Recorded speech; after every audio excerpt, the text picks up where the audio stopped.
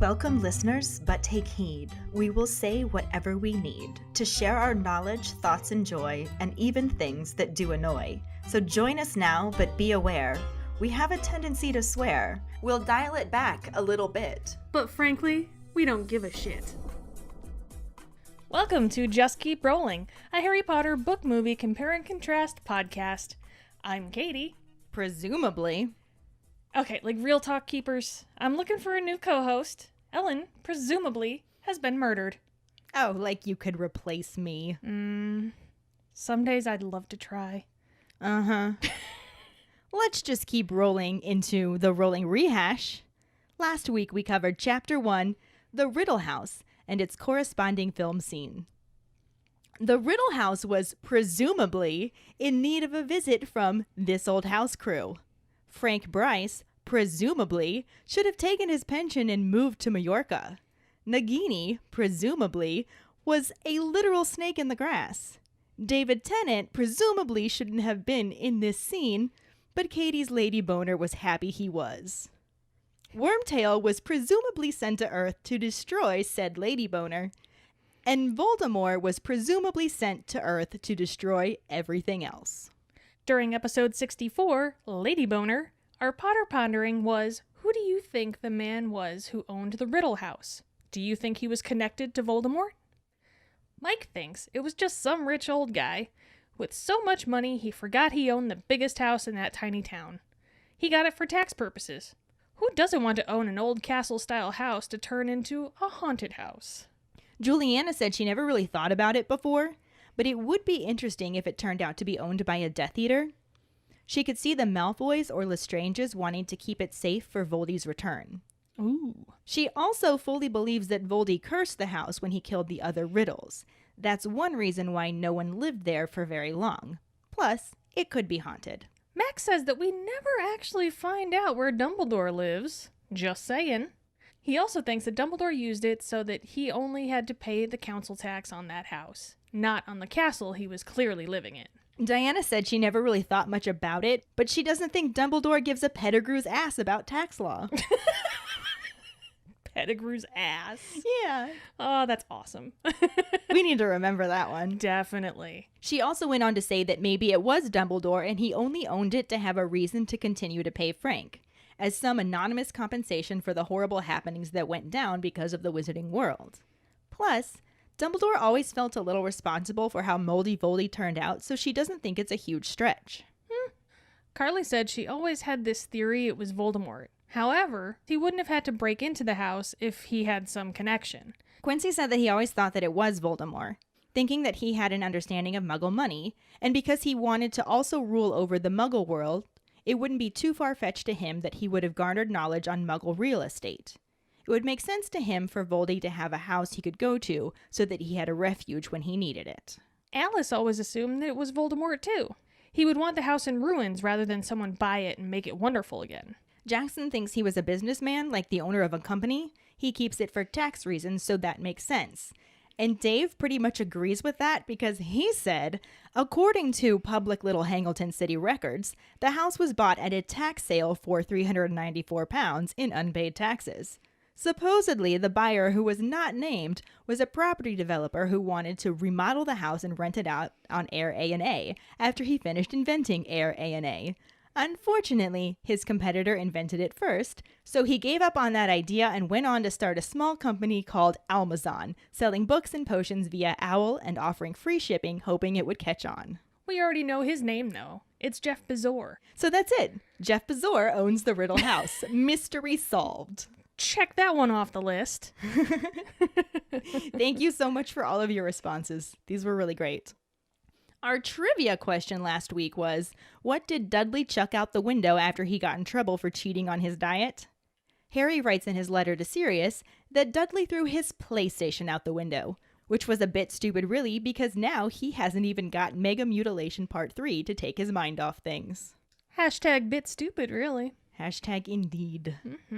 Congratulations goes to Max Nash, who's returning to the winner's circle after taking some time off. He said he'd be back for Goblet of Fire, and he's off to a good start. Maybe this will bring Quincy out of retirement too. We got some good competition building up for this weekly trivia question. Seriously. And this week's trivia question will be a little more challenging since it can come from either Chapter 4 or Chapter 5, so be prepared. Yeah, there are no movie scenes that correlate with chapters 2 through 5, so we're combining 2 and 3 for this episode, and 4 and 5 for next week to make sure our episodes aren't too short.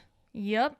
So for now, let's just keep rolling into Chapter 2, The Scar, and Chapter 3, The Invitation. Chapter 2, The Scar. Harry awakens from a vivid dream holding his scar, which is burning terribly. He keeps one hand on his scar and reaches for his glasses to bring the room into focus in the faint orange light from the street lamp outside. His scar is painful to the touch, and he turns on the light and goes to his wardrobe to check himself in the mirror. His reflection shows a skinny boy with green eyes, messy hair, and a lightning bolt scar that looks normal but still hurts. Harry tries to remember what his dream was about. There were 3 people in a dark room. 2 he knew, 1 he did not, and a large snake on the rug. He remembers Wormtail and the cold voice of Lord Voldemort, but cannot remember what Voldemort had looked like in his dream. What Harry does remember is the horror that had awoken him, but he wonders if the pain in his scar is what actually woke him up. He also wonders who the old man in his dream was. Harry closes his eyes and tries to remember more details before they slip away, and recalls Voldemort and Wormtail talking about someone, whose name he can't remember, that they had killed, and that they were planning on killing someone else. Him.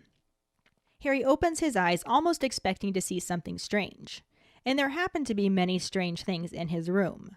A large wooden trunk, a cauldron, a broomstick, black robes, spellbooks, rolls of parchment, and an empty cage which usually held his snowy owl Hedwig. The book that lay open on the floor next to Harry's bed has pictures in it that are all moving pictures of Quidditch players, but his favorite sport cannot distract him right now, and he puts the book on the table before opening his curtains to look out the window. Privet Drive seems to be a perfectly suburban street in this early Saturday morning. All of the curtains are closed, and there's not a living creature in sight, not even a cat. Yet Harry is restless and sits back on his bed, touching his scar again. The pain isn't what's bothering Harry. He has plenty of painful injuries in the past. What bothers Harry is that the last time his scar hurt him was when Voldemort had been close by. But the idea of Voldemort being in Privet Drive is ludicrous. He sits in silence for a moment and is startled when his cousin snores loudly from the next room. Harry knows that he's being silly and that his Uncle Vernon, Aunt Petunia, and Cousin Dudley are all still sleeping peacefully and that they're alone in the house. He prefers the Dursleys sleeping. His only living relatives are Muggles who despise magic and who say that Harry spends his school year at St. Brutus's Secure Center for Incurably Criminal Boys instead of Hogwarts. He laughs at the thought of going to them about his burning scar and worries about Voldemort, who is in fact the reason that Harry is living with them at all. Voldemort, the most powerful dark wizard in a century, had killed Harry's parents and given him the lightning bolt scar when he tried to kill 1-year-old Harry. The spell he used rebounded off of Harry and reduced Voldemort to something barely alive, causing him to flee, ending 11 years of terror and making Harry Potter famous. It was quite a shock to Harry on his 11th birthday to find out that he was a wizard, but it was even more unsettling to discover that everyone in the hidden wizarding world knew who he was. He's used to turning heads at Hogwarts now and is counting the days until he starts his 4th year at the castle. He looks around the room, and when he sees the birthday cards he received from his best friends, he imagines what they would say if he told them about his scar hurting. Hermione would tell him to write to Dumbledore and she would consult a book in the meantime, though Harry doubts that a book would reference his symptoms since he's probably the only person to ever survive a curse like Voldemort's. Harry thinks about telling Dumbledore, but doesn't know what he would write. Instead, Harry tries to imagine what Ron would say, and the image of Ron's red-haired, freckled head pops into Harry's mind. Ron would nervously wonder if it was possible for you-know-who to be nearby, and if that means he was trying to do Harry in again, saying that maybe curse scars always hurt and that he had asked his dad. Harry doesn't want the whole Weasley family, who are his favorite family, to know that he's so worried over a little pain. Mrs. Weasley would fuss over Harry, and Fred and George, the twins 2 years older than Ron and Harry, would say he's losing his nerve. Ron had mentioned something about the Quidditch World Cup, and Harry hopes for an invitation to stay very soon, so he doesn't want people worrying and asking about his scar during his visit. He rubs his forehead and shamefully admits to himself that what he really wants is someone like a parent, an adult wizard who won't make him feel stupid, who cares about him, someone who has experience with dark magic. Harry then realizes he has Sirius to turn to, and rushes to his desk to get parchment and a quill. He's surprised that it took him so long to think of it, but thinks that it isn't so strange since he had only learned about Sirius being his godfather 2 months ago. Sirius had been in the terrible wizard jail, Azkaban, guarded by the soul-sucking Dementors, falsely imprisoned for the murders that Voldemort's servant Wormtail had actually committed, though almost everybody believes Wormtail to be dead. Harry, Ron, and Hermione came face to face with him last year and know he's alive, though only Dumbledore believed their story.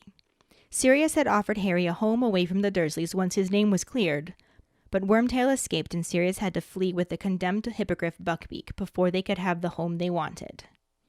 This had made returning to the Dursleys even more difficult, knowing he had almost escaped them forever.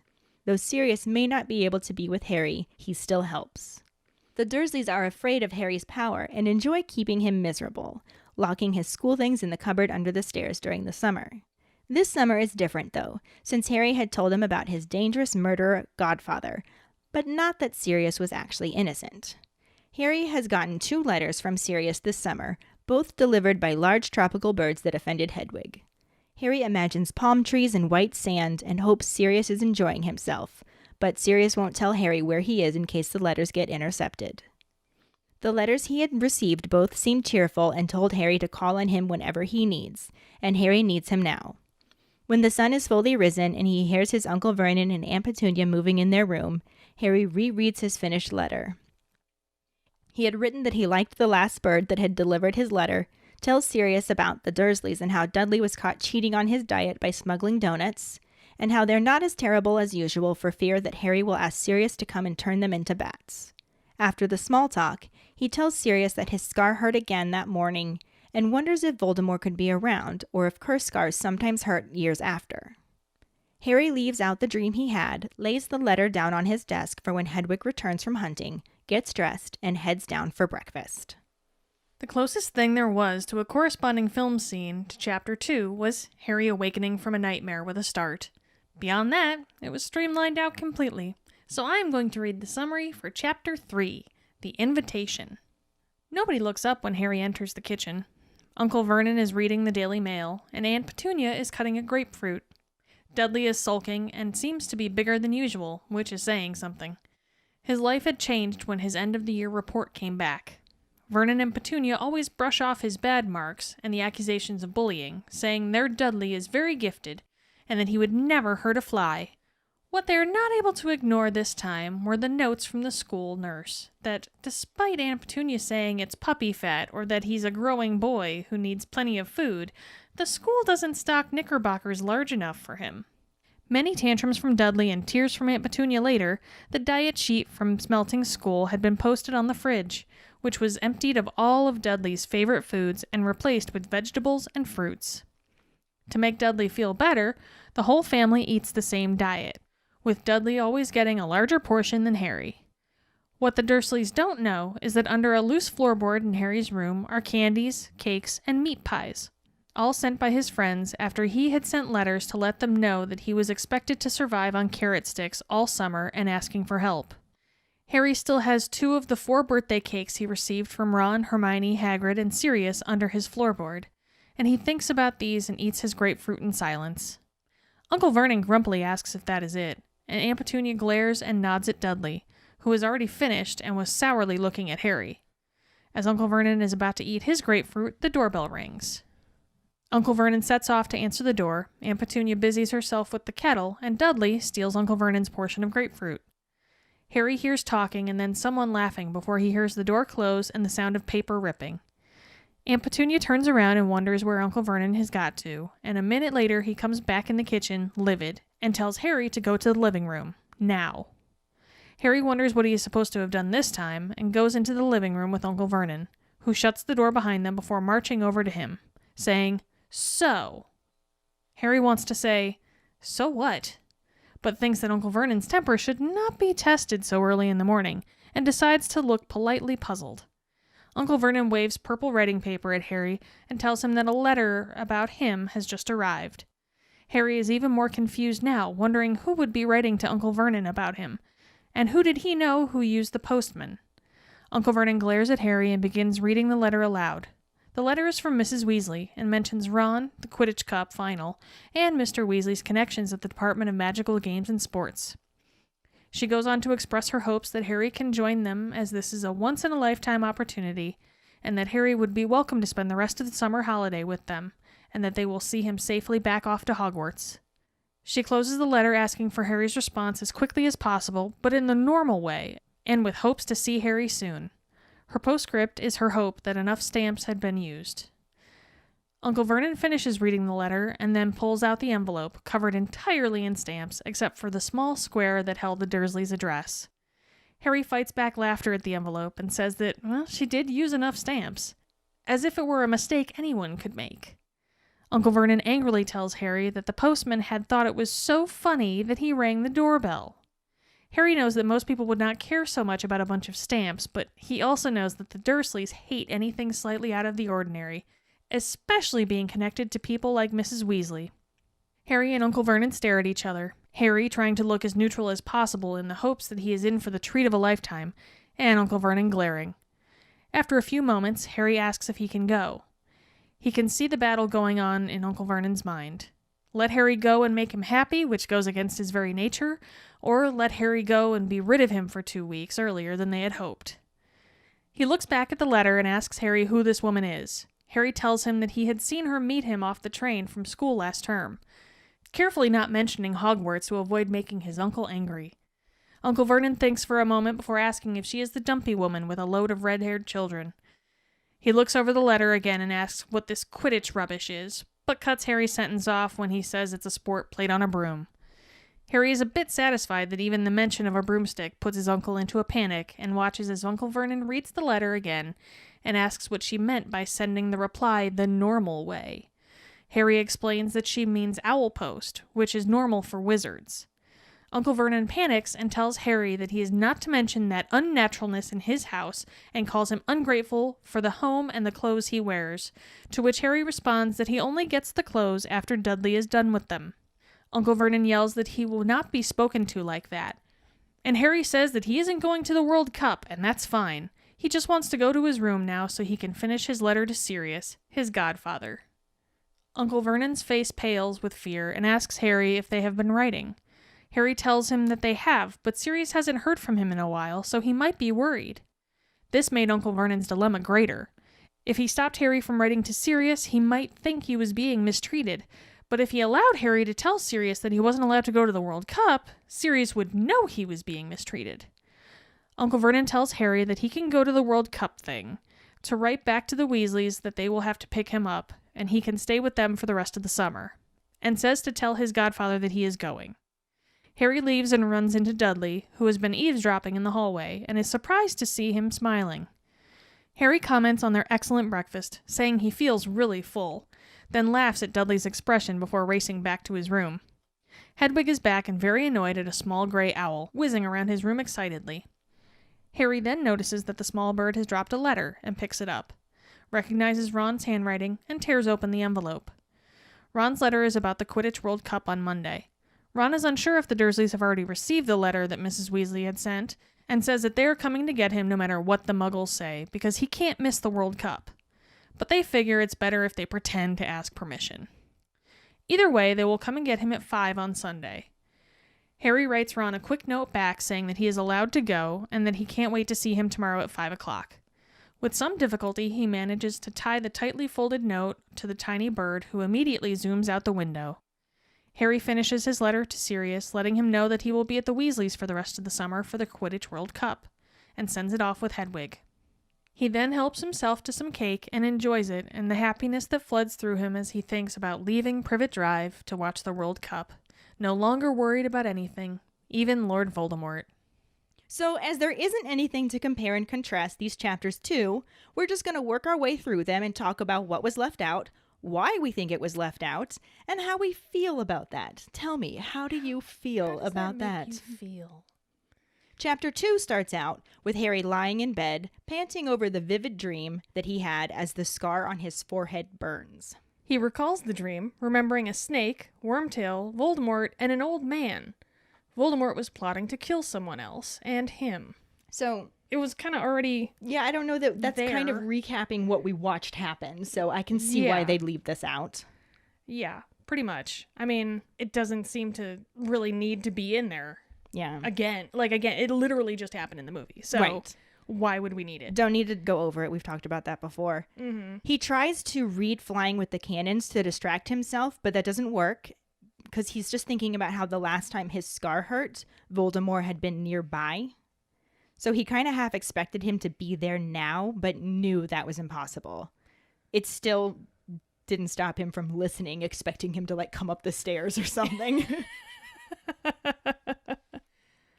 Yeah, he didn't hear anything because the only other people in the house were his Uncle Vernon, Aunt Petunia, and Cousin Dudley. The Dursleys were all sound asleep, and Harry would never be able to approach them about his fears. Because, well, they hated everything about magic, and they didn't even really like Harry, for Right. that matter. I mean, they kind of hated that he lived there, and he was a bother on them, even though it was Voldemort's fault that he had to. Right. I mean, come on. And this is one of those, trips to the Department of Backstory here Yes. that we know this already. Mm-hmm. You're probably not going to start watching the movies at the fourth movie and not know what happened in the other ones. Yeah. And we do at least know from the other movies that Voldemort killed Harry's parents and left him an orphan. He had to go live with his aunt and uncle. Right. If you haven't picked that up by now, you guys probably want to go back and do a reread or a rewatch. Right. Just- Exactly. So I can see, again, why they felt we can streamline this. Mm-hmm. They just streamlined a lot. It really did. I mean, yeah, the chapter was pretty redundant for what we already know. Yeah. Because the book But then still. goes on to tell us that when Harry was a year old, Voldemort, the most powerful dark wizard, killed his parents and tried to kill him, but failed and ended up nearly killing himself instead. He fled and hid, and then his followers disbanded.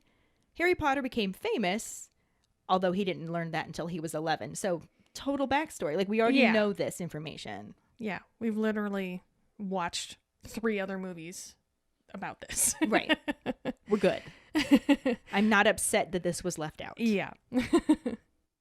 I'm always intrigued when people are like, what Harry Potter movie should I start with? And I'm like, The first one? Why would you? Is that a question? Yeah. Oh, that's a question. I've gotten that question. I've told people watch the first 3 movies. Yeah. Read the last 4 books. Yeah. If you're not going to read all of them. Yeah. However, I also tell people to read all of them. Just just read them all of the times. Need to read IKEA instructions? Don't! Read Harry Potter instead. Yes. If you have to read Harry Potter. If you have to read Harry Potter. My new slogan.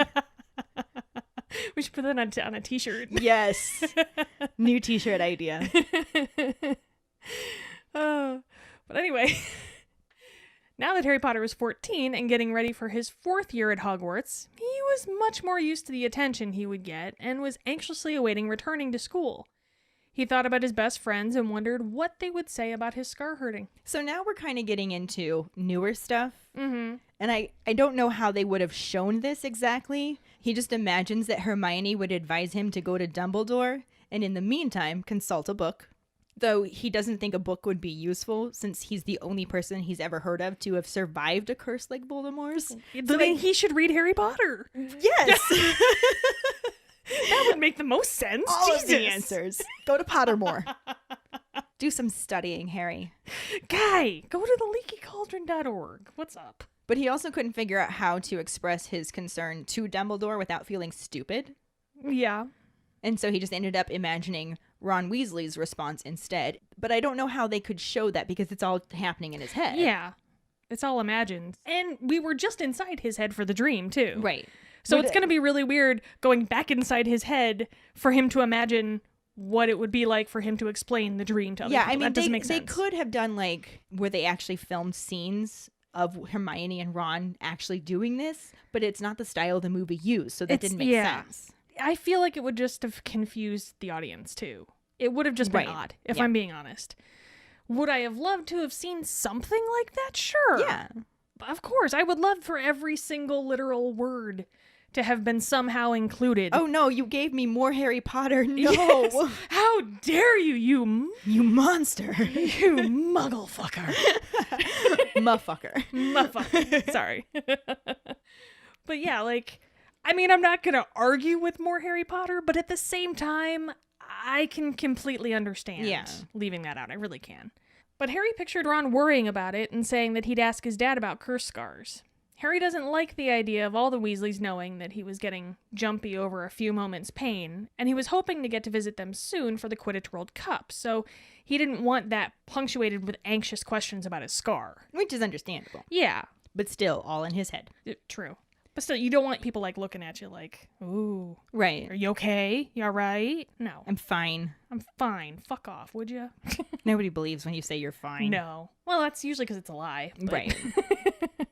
But while Harry's wishing that he had a parent or someone like a parent with experience with dark magic, he finally remembers Sirius Black. Dun, dun, dun, dun.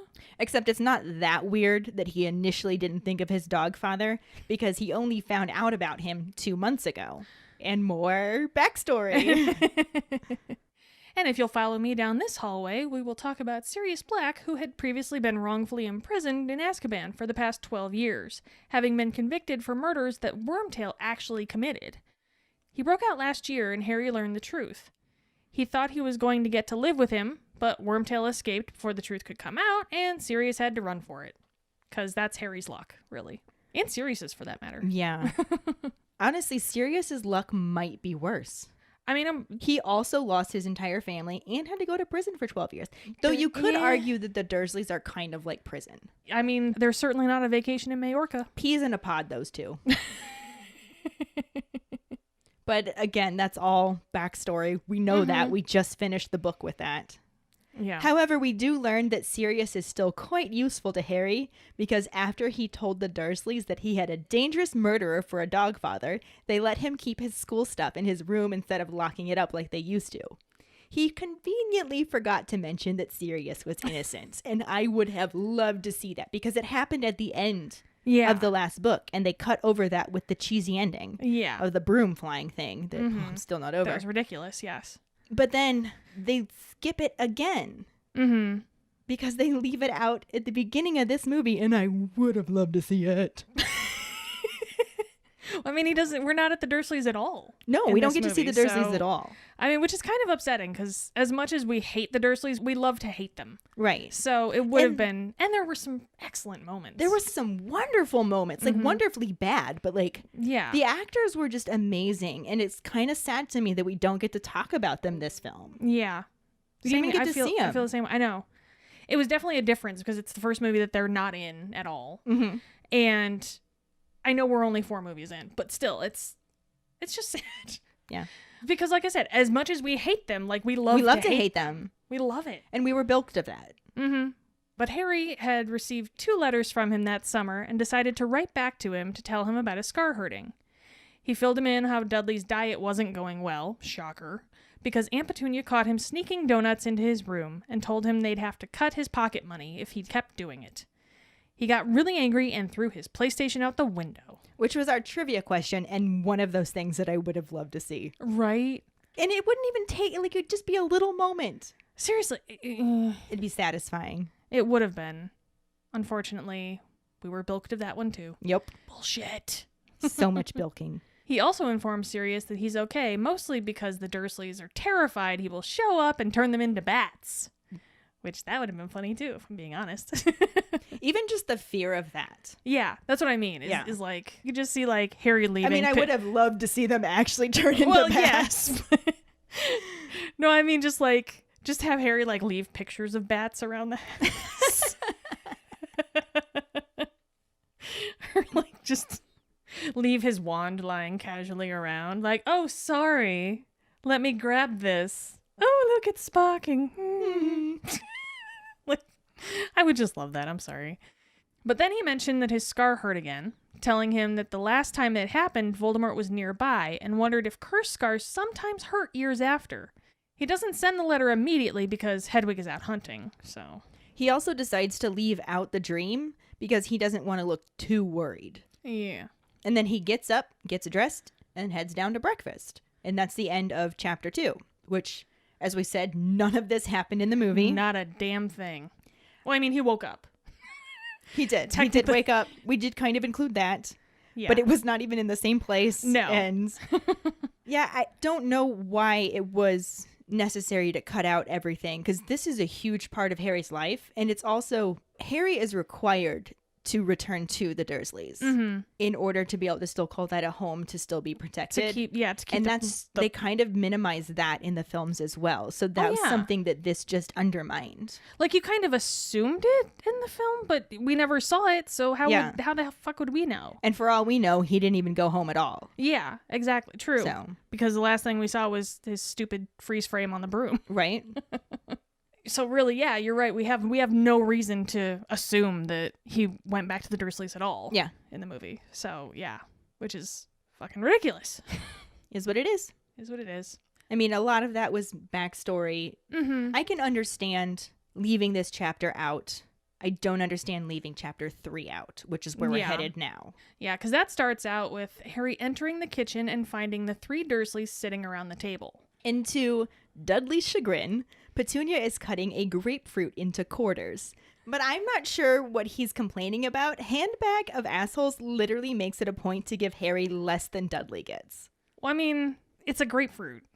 Like, I'd complain over a grapefruit. That surprises nobody, I'm sure. But not only is it a grapefruit, it's like part of a grapefruit. So it's not even the whole damn thing. And he's complaining because on the end of year reports, the school nurse managed to add a few comments that Dudley's parents couldn't explain away. Like, they did his bad marks and the accusations of bullying. And no matter how much the handbag of assholes claimed Dudley was big boned and the extra poundage was puppy fat, it's not. And nothing could change the fact that the school outfitters didn't stock knickerbockers big enough for him anymore. Which is kind of sad, actually. Yeah, I don't usually like how she writes the bullies into being fat people. Oh yeah, a lot. Like, she really does. And we've talked about this before too. I believe we talked about it in Sorcerer's Stone, Philosopher's Stone. A lot of people do that. Like, a lot of writers, it's a big thing in Hollywood. It's like, oh, you need a bad person? Make them fat. Make them ugly. Yeah, make them fat. Make them Make fat 'em and stupid. ugly. Yeah, make them fat, ugly, and stupid. The trifecta. Yeah, and it's not okay. It perpetuates. Especially since she writes it in a way where it's meant to be humorous. Yeah, it's all about let's make fun of the fat kid. It's totally perpetuating body shaming. Which is interesting because you're body shaming him for his body, but he's a bully. Right. You have so many other things to make fun of him for. Right. And the problem with it is that it's like it's okay to body shame him because he's a bully, but it's still not. Yeah. So I'm sorry, it's okay to call him an asshole. He is an asshole. He's totally a little backpack of assholes. He's not a little one. Well, no. But again, see, that goes into it But I am going along with the story. I know. Yeah. I know it. That's exactly what I'm saying. Is it perpetuates that. And that stereotype that, oh, well, you're bigger or you're different looking or you're this. You're either going to be weird or you're going to be mean or for whatever reason, we need to shun you. Yeah. We need to dislike you. Heaven forbid we shun people for just being awful. Right? Exactly. But anyway. Sorry, tangent. After many arguments, Dudley was put on the diet that Harry had mentioned to Sirius in his letter. And in an effort to make Dudley feel better about it, the whole family was put on the diet. And as I mentioned before, Petunia makes sure that Harry gets smaller portions than Dudley. Yeah. Which they were already giving him small portions anyway. Like, so shitty. I'm pretty sure if anybody needed to not be on a diet, it'd be Harry. But that's neither here nor there. But this is something, it's not backstory. It's not information we already had. Mm-hmm. This could be done, like this whole thing could be done in one little scene over breakfast. Little breakfast table scene. Give us it's a not little like bit they of haven't done those background before. information. Right. Yeah. And it would just be so delightful to see. Give us a chance to just really hate on the satchels of assholes. Exactly. But no. I'm kind of surprised that Hollywood missed the chance to fat shame. Right? You know, usually they jump right at that. But that's, again, neither here nor there. But the satchels of assholes didn't know that Harry had written to his friend with pleas for food, so he didn't have to survive the summer on carrot sticks. And they all responded with tons of food, so that's pretty fucking awesome. baller. Right? Plus, 4 birthday cakes on his birthday. all of which was hidden under his floorboards. Okay, so I've seen under floorboards before. Yeah. Len's old apartment was a total shithole and completely falling apart, and that included the floorboards in his kitchens coming loose.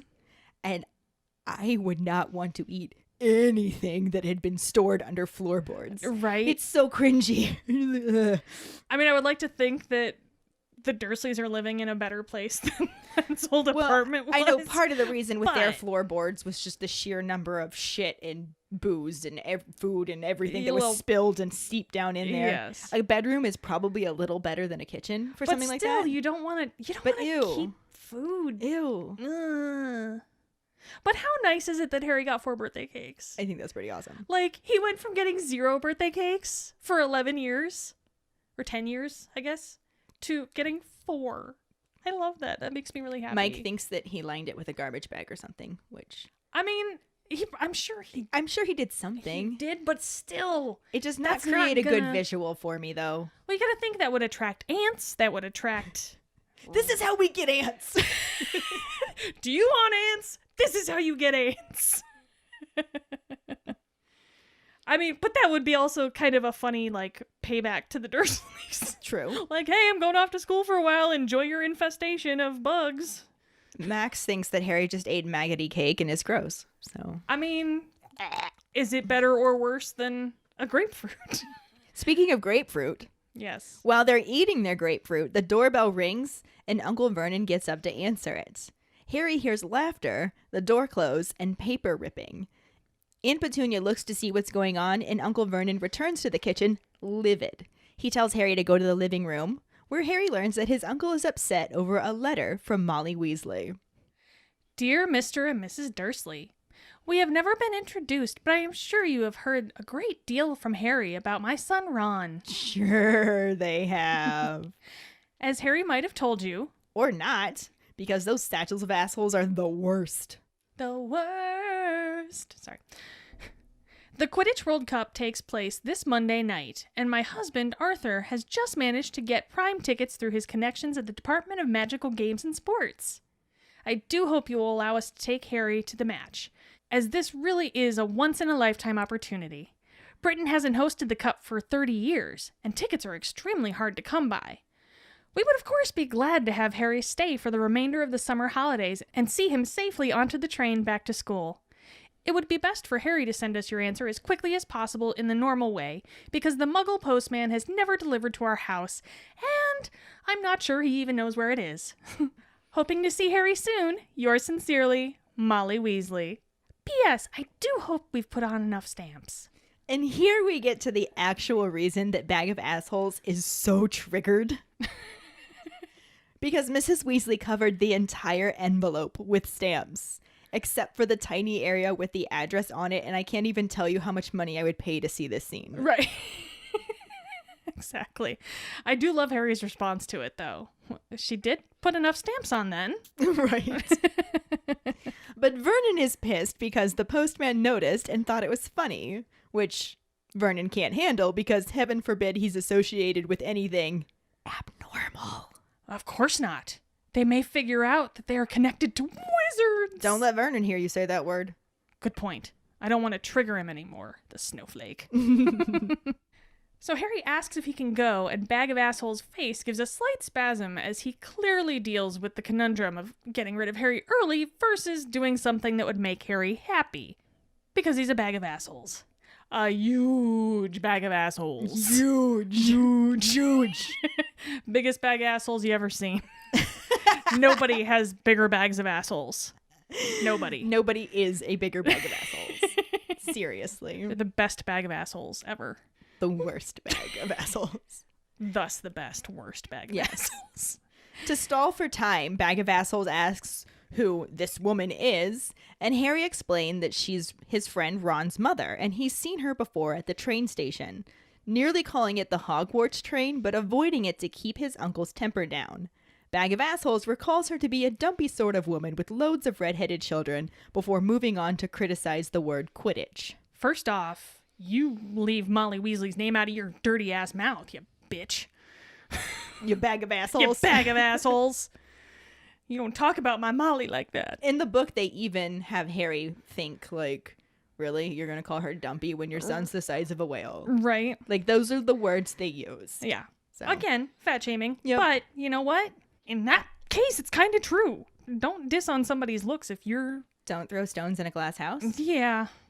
But at this point, Harry is losing his patience and just flat out tells him that it's a sport played on a broom before a bag of assholes cuts him off and snipes at the normal way, quote unquote.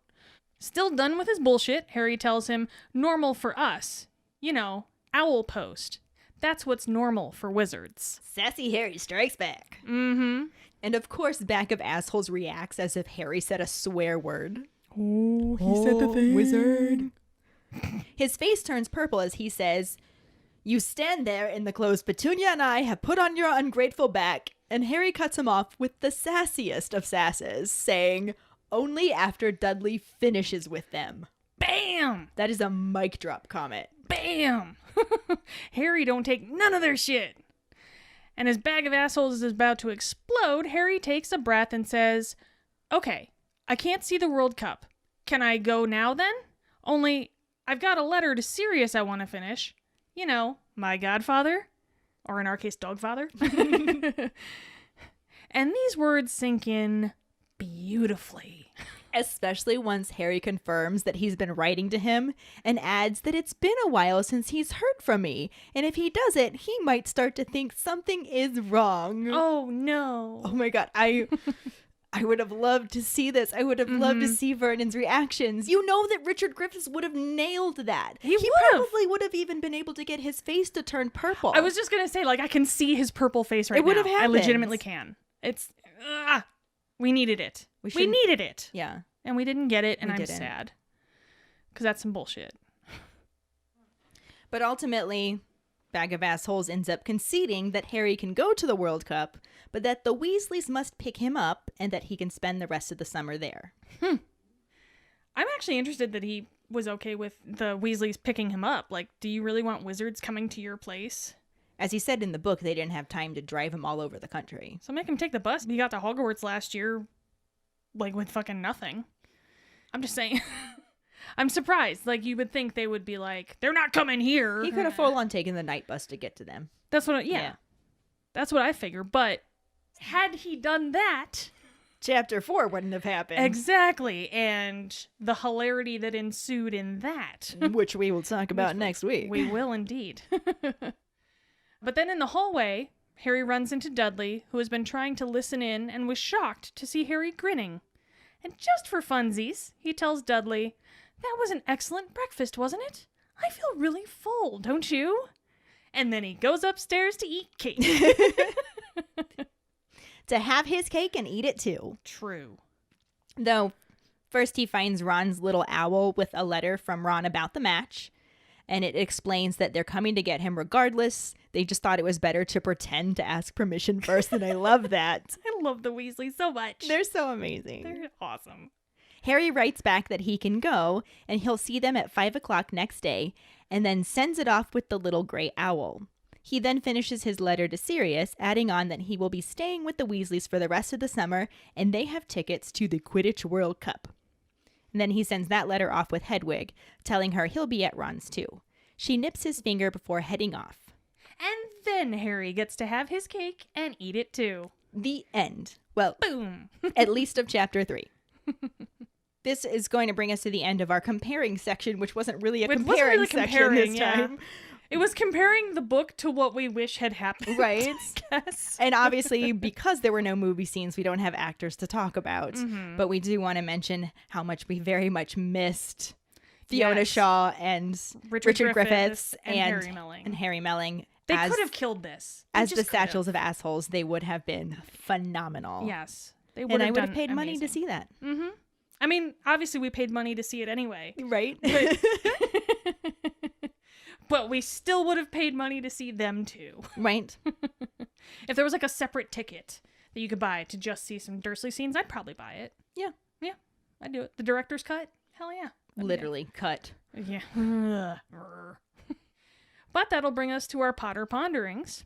And again, since chapters 2 and 3 were not present in the movie at all, We were wondering if there was anything about them in specific that you wish had been included. Find the post on our Facebook page and share your thoughts. We really look forward to reading them. This will bring us to our sorting hat story, which is from Bridget Emerson.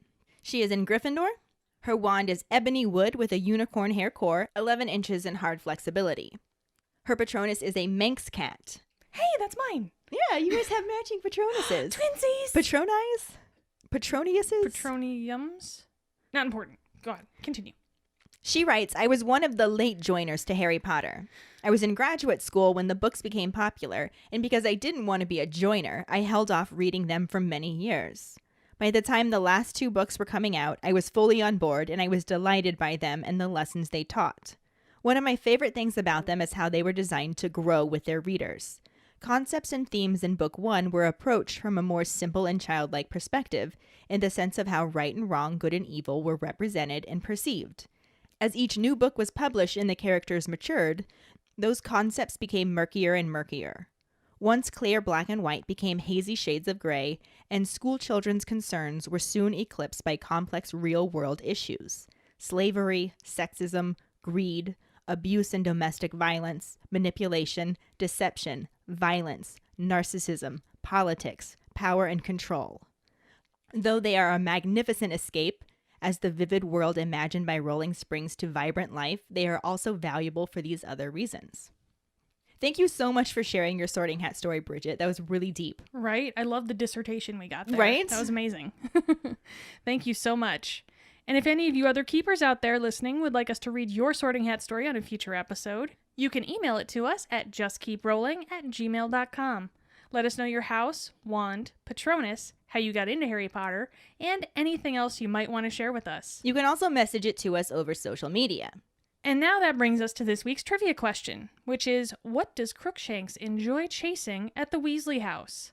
The prize for the first one who responds with the correct answer and the code word #everythingisatoy will get a sticker.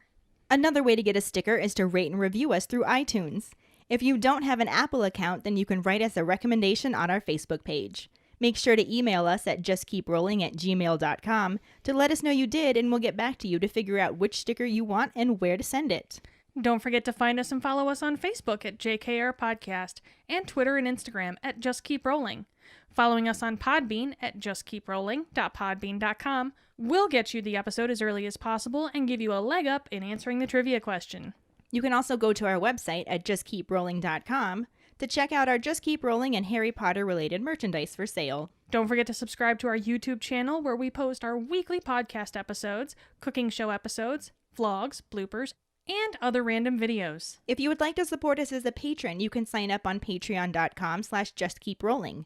$2 and up a month will get you some awesome perks like Just Keep Rolling swag, access to patron-only Facebook groups, chats, our Discord channel where you get to listen into us recording episodes from time to time, virtual hangouts, and more. As always, any support you can give is greatly appreciated. And join us next week when we talk about Chapter 4, Back to the Burrow, and Chapter 5, Weasley's Wizard Wheezes, and the literally no corresponding film scenes. Thanks for listening. We hope you hear us again. I'm Katie. I'm Ellen. Until the next time, just keep rolling.